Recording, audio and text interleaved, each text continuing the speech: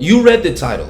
The rest of the NBA should be terrified of the Golden State Warriors. Not only did the Dubs win last year's title while avoiding a Game 7 in every playoff series, but they should be even better next year. On the surface, the Warriors were weakened in free agency because they lost many key role players. Guys like Gary Payton II, Otto Porter Jr., and Nemanja Bjelica will all play for different teams next year. But the Warriors have a strong young core that'll be able to step up and replace those guys. So in this video, let's break down why the rest of the NBA should be terrified of Golden State. But before we continue, I'm trying to hit 10,000 subscribers by the end of the year, so if you enjoy the content, please like the video and hit that subscribe button. Now let's get started. The first reason the NBA should be terrified of the Warriors is because Steph Curry is very much still at the top of his game. And he proved this on the biggest stage in the finals when he put together a series for the ages. In last year's finals, Steph averaged 31.6 boards and 5 assists per game on 48% shooting from the field and 43% from 3. His best performance in the series was a 43-point and 10-rebound game in Game 3. And this performance was done with the Warriors back to the wall, being down 1-2 and potentially facing a 1-3 deficit. It was also a game after the 6'10" Al Horford had landed on Steph Curry's foot, re-aggravating his foot injury that caused him to miss months of playing time during the regular season. But Steph is as mentally tough as they come and willed his team the victory. The scary thing is Steph is showing no signs of decline despite getting up there in years now. Despite being 34 years old and having played 13 years in the league, Steph is still one of the top superstars. Thanks to the fact that he keeps himself in tremendous shape and has a great work ethic, Steph continues to stay elite despite being old by NBA standards. With other superstars like LeBron and Chris Paul dominating in their late 30s, it's not unreasonable to think that Steph could continue to play at this level for the next 5 years. Scottie Pippen even thinks that Steph can play in his 50s. Now we have to talk about the second splash brother, Klay Thompson. The Warriors still won the championship last season, despite Klay clearly not being at the top of his game. In the finals, Klay averaged just 17 points and 5 boards a game on 35% shooting from the field and 35% from 3. There's no question that Klay put up an absolute stinker in the finals, but he's also just a year removed from missing 2 straight seasons with back-to-back brutal leg injuries. Klay tore his ACL back in the 2019 finals, and right before returning to the court, he suffered a torn Achilles. This is absolutely devastating, but like Steph, Klay is also mentally tough as they come, and he still played well this season after he returned to the court, averaging 20 points per game on 43% shooting from the field and 38% from 3.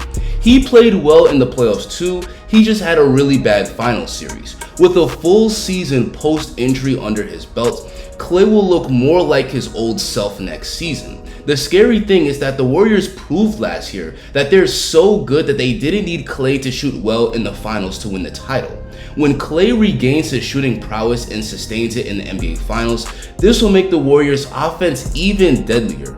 And Klay at his best is also one of the best defenders in the league. Back in 2019, Klay was on the All-NBA defensive team, and he was the guy that was regularly given the job of guarding the other team's best player. He took a huge step back defensively this year, but again, that's to be expected for someone who missed so much time on the court. Once he gains his defensive prowess back, that makes the Warriors' defense even more deadly because you're adding another great defender to a team that was number 2 in defensive rating last season.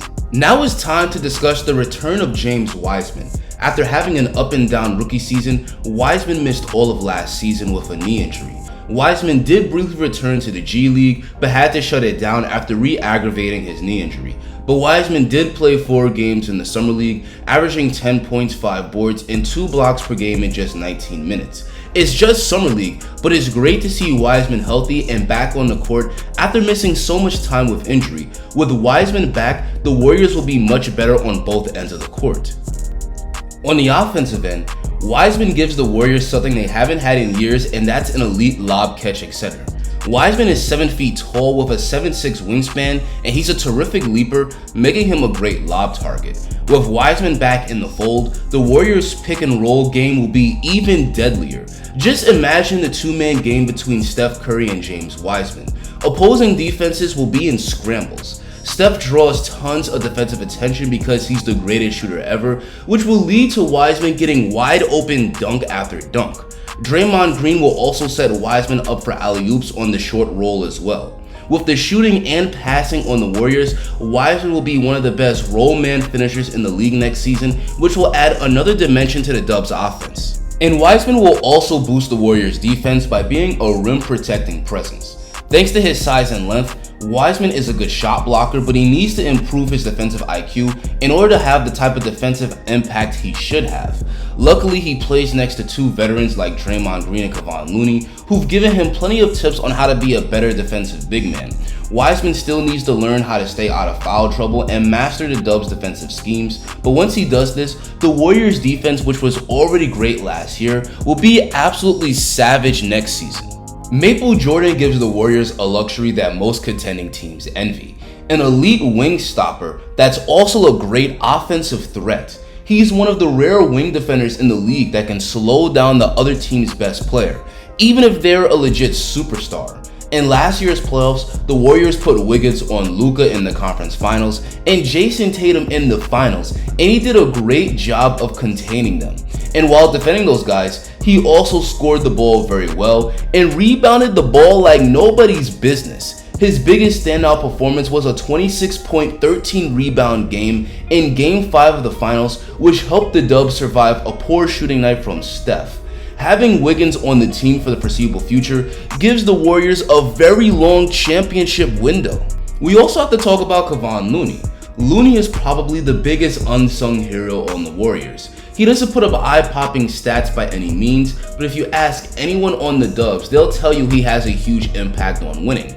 He's a great defender that can not only protect the rim, but also switch and hold his own against perimeter players. And despite being just 6'9", he's a good rebounder, and he proved this with a monster 22 rebound game and a closeout game against the Grizzlies. Between Looney and Wiseman, the Warriors center rotation next year will be excellent. Another unsung hero of the Warriors' success is Draymond Green. His tone-setting defense, leadership, and passing makes the Warriors a much better team. His ability to block shots at a high level, defend multiple positions, and rebound make him arguably the best defensive player in the league. And while he's not a good scorer by any means, his pinpoint passing is a huge part of the Warriors' offense. Draymond Green doesn't average a lot of points or get the most headlines, but he's been one of the main reasons the Warriors are easily the best team in the league. Last season, a third Splash Brother emerged in Jordan Poole, and at just 23 years old, expect him to be even better next year. Last season, Poole averaged 18 points and 4 assists per game and was a top 4 most improved player of the year candidate. For much of the year, Poole was coming off the bench, but he really showed his star potential when Steph went down with his foot injury, because Poole stepped up and averaged 25 points per game in the 20 games that Steph missed due to injury. Like Steph, Poole is a lights-out shooter that's in his range the second he steps on the court, and he is also very fast and can get to the rim at will and finish strong. Poole is a future all-star, and as he continues to improve, this will only make the Warriors even better. Next season, expect Jonathan Kaminga to step up and have a big impact. The Warriors did lose some key wing players in Otto Porter Jr. and Gary Payton II, but Kaminga will help to make up for the loss of those veterans. For those who don't know, Kaminga is a physical specimen. He's 6'8" with a 6'11" wingspan, a chiseled 225-pound frame, and with great speed and athleticism. He could get by his defenders at ease and finish with powerful jams at the rim, and on the defensive end, his size and length make him a very good defender. Next season, I would expect Kaminga's minutes to go up to about 25 minutes per game. His presence allows the Warriors to have another great perimeter defender that they could use to slow down the other team's best player.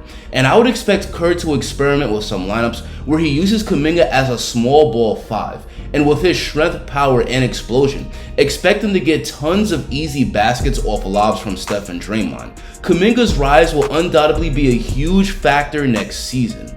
Another second-year player that will have a big impact is Moses Moody.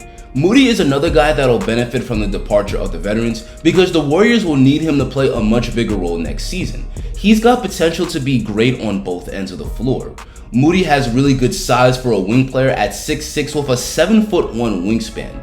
Those physical tools make him capable of defending multiple positions, and on the offensive end, he's not only a knockdown shooter, but he's shown in flashes that he could put the ball on the floor and score at the rim. Back in March, Moody became the youngest Warrior ever to score 30 points at just 19 years old, showing the ability to not only drain threes but put the ball on the deck and attack the basket.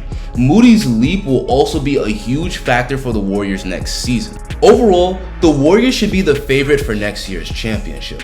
Injuries could prevent the Dubs from repeating, but the Warriors still have a strong second unit, which should allow them to keep the minutes of their core players down, and which should help to keep them fresh for the playoffs. But anyway guys, that's going to be the end of the video. Do you think the Warriors will win the 2023 championship? Tell me in the comments. If you enjoyed this video, drop a like on the video and hit that subscribe button, and click this video to see why the Warriors' young talent looked scary in Summer League.